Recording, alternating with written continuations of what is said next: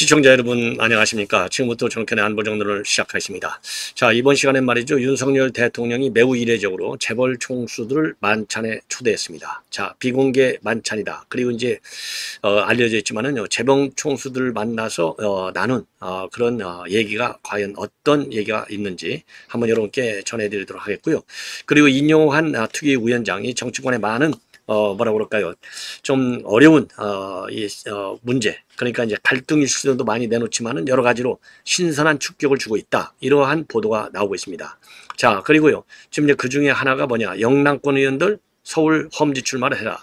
그리고 또 낙동강만 사수해서 되겠느냐? 이런 걸 가지고 영남권 의원들의 불만을 많이 지금 자아내고 있지만은 그 이면에서는 또 찬성하는 의원들도 상당하다, 이런 보도가 나오고 있고요. 자, 그래서 인용한 위원장과 관련된 여러 가지 내용들, 그러니까 미국식 화법과 한국식 화법을 적절하게 쓰는, 그래서 신선한 충격을 주고 있다, 이러한 보도가 지금 이제 조선일보에서 중점적으로 보도하고 있습니다. 자, 그리고요, 이제 후원금 실태를 지금 이 언론에서 보도하고 있는데, 아무래도 친윤 실세들의 후원금 실적이 압도적으로 높다, 이런 지금 보도가 나오고 있어요. 예. 그래서 이러한 내용을 가지고 여러분들께 이제 하나씩 정리해 드리도록 하겠습니다. 자, 그러면 말이죠, 이 맨 먼저 윤석열 대통령의 지금 재벌 총수들 지금 이 비공개 만찬, 그래서 이재용 회장과 최태원, 그리고 구강모 지금 LG그룹 대표, 이러한 분들을 초대를 했다는 겁니다. 자, 그래서 이 초대한 날짜는 오늘이 벌써 11월 2일이니까 31일 날 불렀다고 합니다. 그런데 뭐 플러스 이제 알파가 되겠죠. 이재용, 최태원, 구강모 플러스 이제 알파 비공개 만찬을 가졌어요. 대통령실로. 자, 그래서 이 자리에서는요, 이 전반적으로 보면은 지금 이제 경제 침체, 민생 경제 어렵다, 이런 얘기가 많이 나오지 않습니까? 그래서 그런 문제를 중점적으로 얘기를 했고, 왜냐하면 뭐 재벌 총수라고 한다면은 뭐 이 큰 이 마크로 경제도 전문적으로 잘 알겠지만은 이런 민생 경제의 어려움, 정부가 어떤 부분을 딱 뚫고 들어가야만이 이 민생의 어려움을 갖다가 대통령이 직접 나서서 타개해줬다, 이런 긍정적 평가를 받을 수 있는지를 제일 쉽게 알 수 있는 거 아니겠습니까? 그러한 그야말로 경제 전문가, 현장의 전문가가 되겠죠. 그래서 이제 그런 얘기를 직접 듣는다. 그래서 어제 마포 카페에서 가진 얘기는 그야말로 비전문가들, 실질적으로 민생 경제의 어려움을 체감하고 있는 분들의 의견을 들었다고 한다면 31일 날 들은 이 재벌 총수부터 얘기는 좀 더 전문가적인 측면에서의 이 경제 해법, 요거의 의견을 집중적으로 들었다는 점에서 의미가 있는 것이 아닌가, 이렇게 생각이 들어요. 그 다음에 또 하나는요, 이번 이제 2030 부산 그 엑스포가 있지 않습니까? 그래서 엑스포 유치와 관련된 지금까지의 여러 가지 성과, 그리고 경험에 대해서 얘기를 또 나눴다. 그래서 이제 이번에 이제 영국을 방문할 예정으로 있지 않습니까? 이달 중에 이제 이달 중순쯤에서 영국을 국빈 방문할 예정으로 있는데, 영국 국빈 방문할 적에도 또 재계 총수들이 이제 대거 동행하는 걸로 되어 있는데요. 영국 방문을 마치고 그러면 이제 자연스럽게 파리에서 부산 엑스포 유치 마지막 이제 총회가 열리는데, 이 총회가 이제 최종적인 이제 투표전이 되지 않습니까? 그래서 영국에서 바로 한국으로 들어오지 않고 파리를 거쳐서 들을 가능성도 있다. 그래서 이제 파리 이 총회가요, 28일 날 있거든요. 그래서 영국 방문에는요, 이 파리 그 엑스포 총회 때문에 최태원 회장은 동행을 못하는 걸로 되어 있어요. 그래서 윤 대통령하고 우리 재벌 총수들이 일제히 파리를 찾아서 유치 전에 뛰어들 가능성도 배제할 수 없는 것으로 그렇게 알려지고 있어요.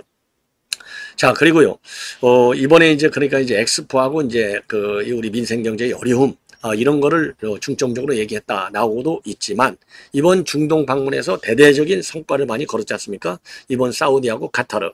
그래서 사우디, 카타르 방문까지 포함해서 올해 총수들하고 여러 차례 이제 해외 일정을 해왔는데, 그런 모든 해외 일정에 대한 일종의 뒤풀이 성격도 있다. 그래서 굉장히 편안한 분위기 속에서 자유로운 대화가 오고 갔다.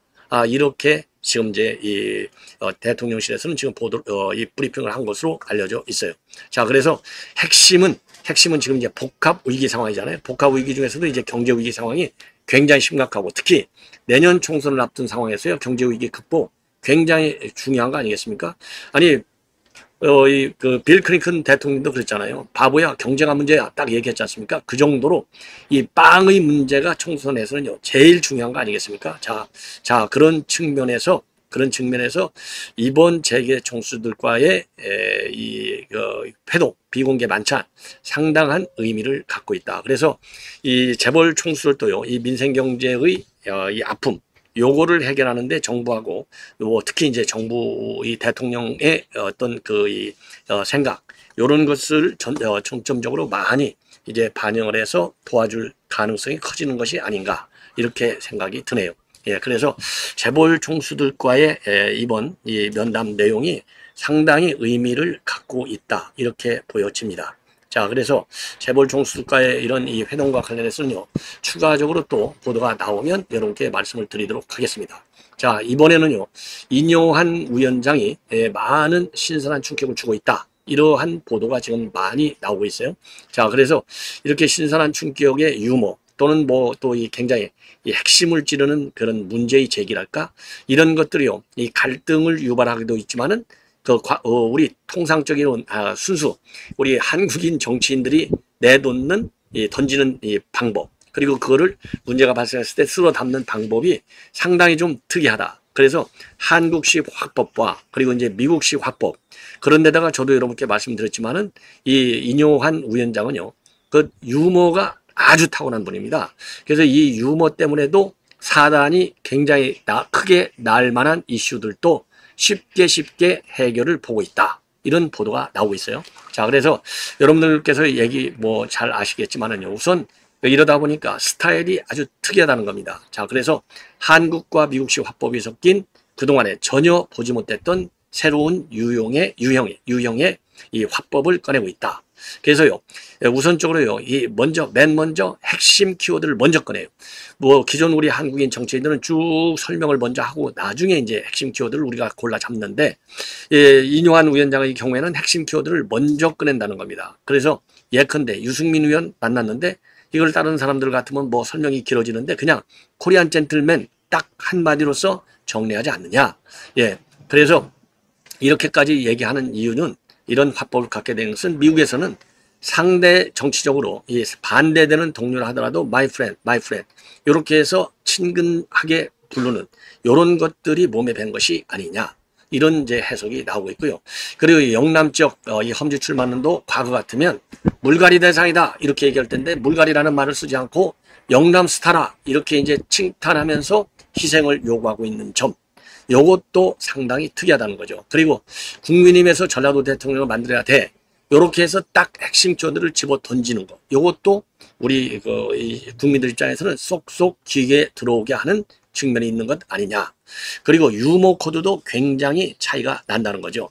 그래서 예컨대 지난 27일 날 이명박 대통령을 예방했고는 이전 대통령이 한국말을 굉장히 잘한다 라고 얘기하니까 한국에서 태어났으니까 당연히 한국말을 잘해야 하느냐. 이렇게 받아쳐서 좌증을 상당히 웃겼다고 합니다. 자, 그래서 왜냐하면 이런 건요, 미국 정치인들이 이제 셀프 디스를 통해서 셀프 디스라고 하는 이런 유머를 통해서 분위기를 싹 바꾸는 거 아주 미국 정치인들이 잘하는데 이런 것도 인요한 위원장이 상당히 몸에 밴 것이 아니겠느냐 이렇게 받아들여지고 있어요. 자, 그리고요 또 이 가족을 소재로 한 농담도 자주 한다고 그래요. 예컨대 지역 감정과 관련해서는요, 순천 출신인 내 친형은 어떻게 부산 출신인 형사와 결혼했겠냐 이런 얘기를 가지고서도 많은 농담을 끌어내고 있다고 그래요. 그래서 지금 이제 박지원 원장하고는 한 20년간 알고 지내는 사이인데 이 박지원 원장도 인요한 위원장은 굉장히 농담을 꾸준하게 잘한다. 그래서 정치 언어가 발달한 미국식 스타일이다. 이렇게 보고 있고요. 그리고 이제 김병민 최고위원 같은 경우에도 인요한 위원장의 농담, 이거 농담으로서 이제 완급을 많이 조절하는 스타일인데 그야말로 정치적으로 봐도 이 고단수가 아니냐. 이렇게 평가하고 있다고 그래요. 다만 이 농담 코드가 저도 그랬잖아요. 이게 농담이라고 하느냐 안 하느냐. 요거 중대한 국면에서 이게 안 통한다. 그래서 이게 설화로 이어질 수 있다라는 지적도 물론 있다는 겁니다. 자, 이 대표적인 예가 뭐예요? 왜 영남적 의원들을 갖다가 낙동과 하류 세력이다. 이제는 뒷전으로 서라. 이런 얘기 했잖아요. 그러니까 낙동과 하류에다가 우리를 가두려고 하는 거냐. 이런 반반에 부딪히니까 그거 농담이야. 요렇게 물러섰어요. 예, 요런 것도 이 혁신위원장 치고는 발언이 너무 가벼운 것 아니냐라는 비판을 받았던 예가 되는 것이죠. 자, 그리고 특이한 또 이 화법 중에 하나는 아직까지 단 한 번도 이재명은 비판하지 않고 있다는 겁니다. 예, 그리고요, 또 이준석, 지금 홍준표 통합 대사면에 대해서 공개적인 비판을 연일 퍼붓고 있잖아요. 근데 여기에 대해서도 바로 반박을 안 하고, 이준석 격간에서는 기회가 된다면 만나고 싶다. 그리고 사면이라는 말이 틀렸어, 이렇게 이제 홍준표 시장이 반발하잖아요. 그리고 징계 취소해야 돼. 그러니까 징계 취소라고 하는 이 홍 시장의 발언이 맞아. 요렇게 또 바로바로 탄력성 있게 대응을 잘한다는 거죠.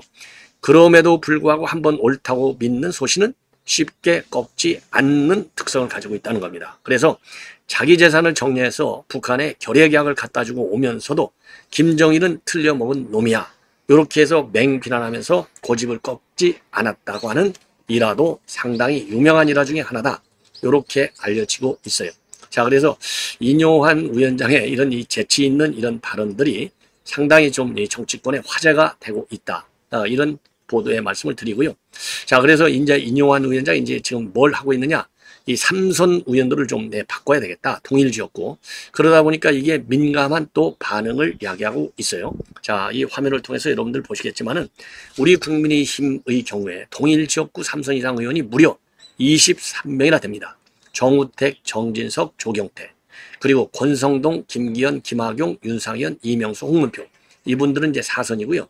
그 다음에 산선도 많아요. 김도급, 김상훈, 박대출, 박덕금, 유이동, 윤영석, 윤재우, 이종배, 이채익, 이현선, 장재원, 조혜진, 하태경, 한기호, 이런 분들이 3선. 그래서 요 3선을 통일지역구에서 나오면 안 되겠다, 바꿔야 되겠다, 이러한 지금 이게 또 논쟁적 이슈가 되고 있는데, 이거는 이제 또 어떻게 해석이 되느냐, 영남 스타들 서울로 와라, 이게 이제 말하자면 역풍을 많이 받았잖아요. 그러다 보니까 그래, 그러면 통일지역구 있는 삼선한 사람들도 좀 옮겨봐, 이러한 문제 제기를 한 것으로, 그래서 이 불에는 불로 끄는 이런 이제 작전이 아닌가, 이렇게 해석될 수도 있는 대목이 아니냐, 이렇게 생각이 들고요. 어쨌든 간에 지금 현재 이게 또 상당히 우리 국민의힘을 술렁이게 하고 있다. 예, 이런 이제 보도가 나오고 있어요. 자, 이번에는요, 이제 후원금과 관련된 내용을 말씀을 드리면요, 아무래도 친명, 민주당은 친명 강경파, 그리고 이제 국민의힘의 경우에는 친윤 실세, 이렇게 해서 지금 이제 후원금이 많이 모이고 있다. 아무래도 뭐 힘 있는 사람들한테 이제 모일 수밖에 없는 것 아니겠습니까? 자, 그래서요, 국민의힘의 경우에는요, 친윤 실세들 권성동, 박성민, 김기현, 뭐 이렇게 이제 1억 5천만 원, 예, 거의 구자건, 성일종, 그다음에 정진석, 장재원, 정점식, 이철규, 박성중, 이렇게 해서 전부 다 이 친윤 의원들이 상위 랭킹 10위를 장악하고 있다는 거죠. 자, 그래서 여러분들께서 좀 요거는 좀 잘 아시면 좋을 것 같아요. 예, 이걸 보면요, X가 중요한 게 아니라 누가 실세인가, 요거를 다른 기준으로 볼 수 있는 대목이 아니냐, 이렇게 이제 보여집니다. 예, 한번 쭉 일별에 한번 보시죠. 자, 이 정도로 말씀을 드리고요. 그 다음에는 또 이제 어떻게, 민주당의 경우는 어떠냐? 민주당은 친명 강성파가 또 압도적이라는 거죠. 자, 이재명, 이탄희, 김철민, 김용민, 박광훈, 김회재, 김두관, 최강욱, 이모경, 김교우, 요게 이제 10걸에 해당되겠습니다. 전부 친명 강성파들이 되겠습니다. 자, 그러면요, 특히 이 중에 철험회하고 당 후원금 평균 모금액을 비교해 보면요, 여러분들 뭐 확실하게 표시가 나는 거예요. 자, 이게 이제 철험회가 이제 친명 강성파 핵심이잖아요. 예, 이게 4,700만, 6천만 원 정도가 되고, 민주당 전체 평균은 3,700만. 그러니까 이것만 보더라도 친명 강성파에게 후원금이 몰리고 있다. 이거 뭐 단적인 증거가 되지 않겠습니까? 자, 그래서 이걸 보면은요, 야, 역시 힘이 있는 대로 이게 쏠리는 현상이 강하구나, 요거를 우리가 알 수 있는 대목이 아닌가, 이렇게 생각이 돼요. 자, 이번에는 이제 참 기가 막힌 현상인데, 자, 울산지검 그리고 울산경찰서, 뭐 여러분들 잘 아시다시피 이제 문재인이가 감사원에서 소해공무원 피살 사건과 관련해서 좀 수면 답변을 보내달라, 이렇게 요구했다가 문재인이가 이거 불경스럽다 이렇게 이제 화를 잔뜩 냈잖아요. 그러니까 감사원이 꼬리를 팍 내려갖고 아예 서면 조사를 다시 한번 하겠다라는 입장도 얘기를 안 했고, 당연히 소환은 또 하지도 않았고요. 또 방문 조사도 아예 하지 않았어요. 그러니까 완전히 면죄부를 준 거나 마찬가지예요. 그 당시 이제 우리 특히 우리 이제 우파들 뭐 개딸들이나 친문들이 얼마나 박수치고 난리가 났습니까? 그러나 우리 자유민주주의를 사랑하는 우리 자유 우파들의 경우에는 굉장히 분노를 했어요. 그래서 요걸 가지고 경찰에서 수사를 했는데, 경찰에서 말이죠, 요거는 이 처벌할 수가 없다. 예. 그러면서 이 검찰로 불송치 결정을 한 바 있어요. 왜? 그 이유는 뭐느냐? 감사원법을 보면은 자료 제출과 출석 조사 명령에 불응했을 경우에는 처벌을 하지만, 문 대통령은 자료 제출 요구도 아니고 출석 요구도 아니다. 그냥 서면 조사 대상이라는 겁니다. 그래서 혐의가 없다. 불송치 결정을 했어요. 이 불송치 결정을 했는데 작년 이게 10월이 되겠습니다.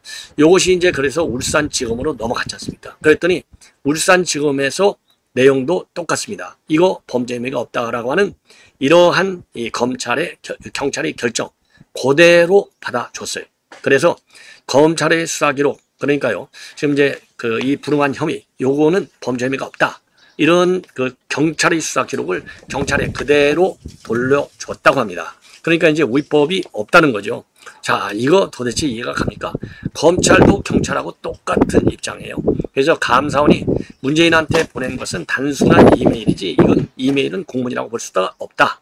그리고 문재인이가 이메일에 대해서 답변하지 않은 것도 이거는 공문이 아니기 때문에 강제성이 있을 수 없다. 그래서 안 하고는 당사자인 문재인한테 달려있다는 거예요. 그래서 이거는 처벌 대상이 될 수 없다. 이렇게 판단해서 경찰 수사 기록, 불송치한다는 경찰의 결론을 그대로 수용을 했어요.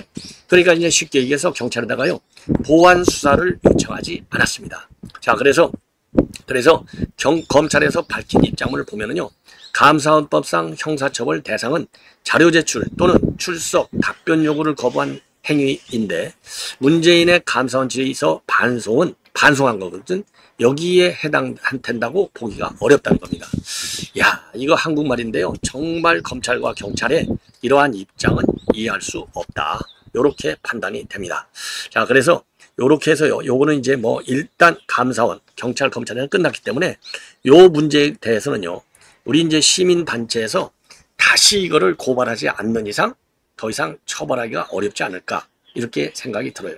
그리고 서해 공무원 피살 사건과 관련된 문재인 대통령, 이거는 뭐 형 이래진 씨가 여러 차례 고소 고발, 뭐 진정, 감사 요구 다양한 형태의 주장을 했지만은 어느 것 하나 제대로 이루어진 게 없는 것 같습니다. 그래서 법이 허용하는 범위 안에서, 법 이외의 조치로서는 이제 뭐 대책이 없지 않습니까? 그래서 법이 허용하는 범위 안에서 강력한 보완 추가 대책이 시급한 것이 아닐까, 이렇게 판단이 됩니다. 시청자 여러분, 대단히 고맙습니다.